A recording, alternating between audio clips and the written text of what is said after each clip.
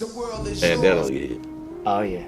No, I remember like when I first met Tim, my relationship with Tim's music had gone back to it went back to when I heard The Bachelor and Super Duper Fly. Like those two albums, the DNA of the production, not just even the drum sounds, the DNA of the production had this thing, and I was like, this has to be the same producer. And then you started hearing about like the whole Virginia Beach and y'all coming up and then the Aaliyah stuff, obviously. So I was 13 or 14, and I remember saying to my mother, I was like, I don't know who that is, but I'm gonna work with him. I don't know if you believe in manifestation out there, but I do. And then, years later, I basically came to you on Justified. Yes, I think it was instant. It was instant. But I think it's... As a native New Yorker, this Friday, you're playing a one-night performance in Madison Square Garden in honor of your new album right here, King's Disease 3. Yes. And as a native New Yorker, is this first time playing Madison Square Garden? Yes. How does it feel to be playing that venue in your hometown? It's sort of surreal. It's like a dream, I never thought I would be there. I thought about it when I got into music, and I thought, I gotta play that place when I make it. And all the years escaped me because I got busy doing so many other things, and then I started releasing music again, so I said, now's the right time. Your best year yet. One way to get started is by manifesting the moment. world is yours. Take a look. People talk about manifesting. It's a word you'll hear us use often. Every time she manifests. Manifest. Because we've seen the power of manifestation at work. I'm just gonna put it into the universe, because remember when we did that with Oprah and then we got a studio and she came? Manifesting. The world is yours. That's interesting because we know that you changed your name well before you became erykahbadu. You were a young woman in Texas, our home state, and you changed your name.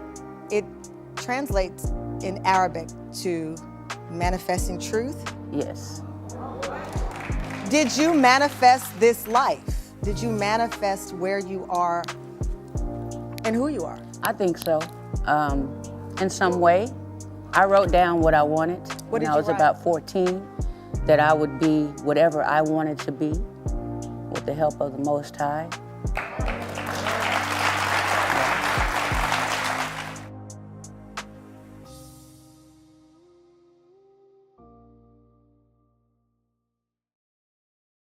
Well, speaking of kiddos, congrats on 35 years of marriage with the very funny Christopher Guest. 6. Oh, really? 36. But who's counting? Wow, I would be if it's that many. Wait, so how did you meet? All right, I'll try to figure out it really fast, but it's a funny story. So I was single. I was looking at Rolling Stone magazine, and I turned the page in 1984, and there was a picture of 3 men with their arms around each other like dudes. And I said to my girlfriend, Deborah Hill, oh, I'm gonna marry that guy. And I pointed to the guy on the outside of the picture. And she said, oh, yeah, I tried to put him in a movie once. He's an actor, his name is Chris Guest. I was like, oh, I'm gonna marry him. Never seen him in my life. And he said, he's with your agency. Never saw him, I never saw him. And so the next day I called his agent, because that's what one does. And he picked up the phone and said, I know all about it, Jamie, Chris Guest. And I was like, yeah, I know, the guy's cute. Here's my number. I think he's cute. Goodbye. And then he never called me, and I dated somebody else for a couple months and then broke up with that person, took that person to the airport, went from the airport, picked up Melanie Griffith and her then husband, Steve Bauer, and we went to Hugo's in West Hollywood. I sat down 2 tables away with Christopher facing me, swear, and he looked at me and he went like this. And then I looked at him and did the same. And then 2 minutes later, he got up to leave or something, and he stood there next to his seat and he went like this. And then I went like, hey, and then he left. But then he called me the next day.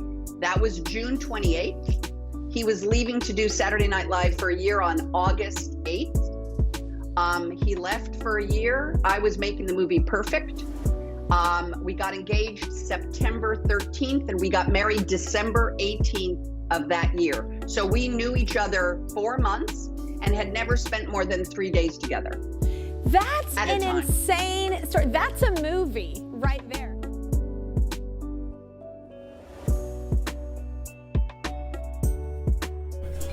Let me tell you about a voice. Not this voice, but the one inside. The one that whispers. It tells me what's right and what's not, when to leave and where to go. It's not Shakespeare. It does not speak in memorable lines.